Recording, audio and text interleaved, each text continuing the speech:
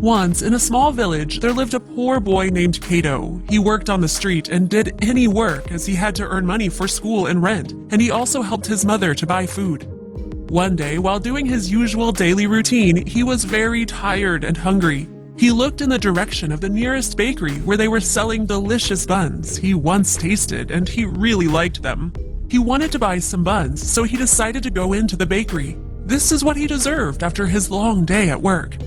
At the door, he stopped for a moment and checked his pockets to see if he had some money. He realized that he only had 1 coin. His stomach begged for food, but the boy did not have enough money to buy even the smallest piece of bread.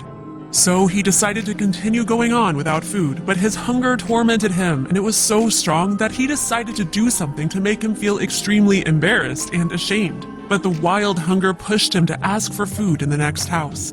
After spending a few minutes practicing this, he knocked on the door.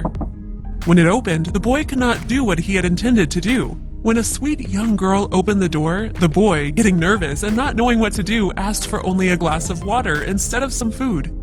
This strange request from the boy surprised the girl, but she decided that the boy must be hungry and therefore, instead of water, offered him a glass of milk and a bun. Cato, embarrassed, ate the bun and drank the milk and asked, "How much do I owe you?" "You do not owe me anything," she said, smiling. "My mother taught me to never ask for money."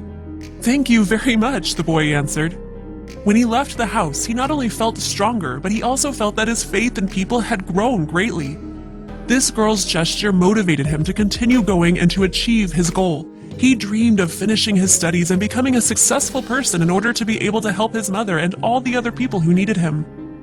Many years later, that young and sweet girl became seriously ill. Local doctors were confused. They had never seen such a case before. As they were not able to help her, they sent her to a large city where the best doctors examined her, but no one could understand the cause of the disease. Young Dr. Cato was the first specialist to find out the reason of the problem.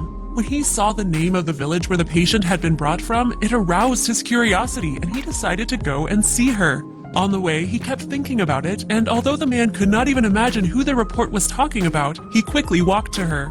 Coming in to see her, he could not believe his eyes. Right in front of him, there was that girl about whom he thought so much. Of course, she was no longer so young, but she was still beautiful. From her room, the doctor returned to the staff room and said that he would do everything possible to save the woman's life. One night, while he was at his home, he received a call from the hospital. The woman became much worse, and she was barely hanging on. The doctors were able to save her life, but she was still in danger. At any moment, the woman could die. The doctor was anxious. He could not lose this patient. He had to do everything possible to save her life. The next day, he visited her. Her body was connected to several machines. Her skin seemed completely white, and her heart was beating so softly it was almost impossible to trace. A week passed, and the patient's condition did not improve at all.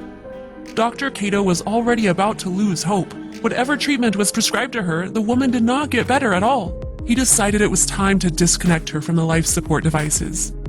But before doing this, he sat down next to her and said that he knew how valuable her life was. He also added that whoever she was, he should help her, as a young girl once helped him when he was still a little boy.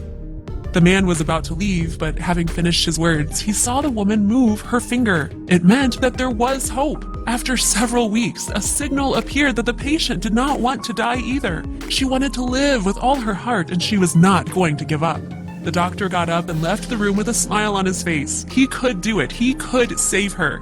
Another week passed, and the head doctor of the hospital came up to him and said that they should disconnect her from the machines. The woman could not be saved. Her chances of waking up were less than 1%, and it was also a huge expense for the hospital.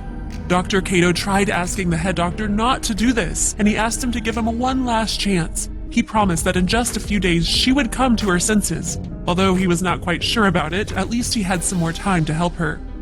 The head physician agreed to give him one last opportunity. It was all or nothing. But a few hours later, a miracle happened. After a long battle, the war was won, and the doctor managed to cure her.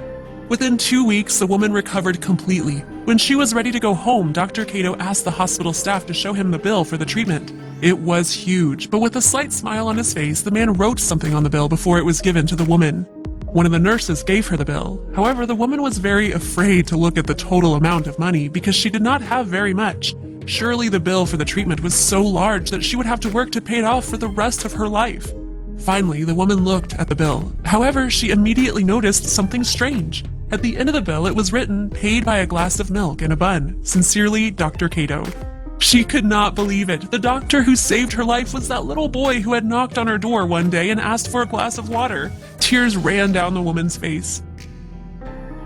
So it may seem insignificant, but such an act of hers once changed a person's life and motivated him to achieve his goal.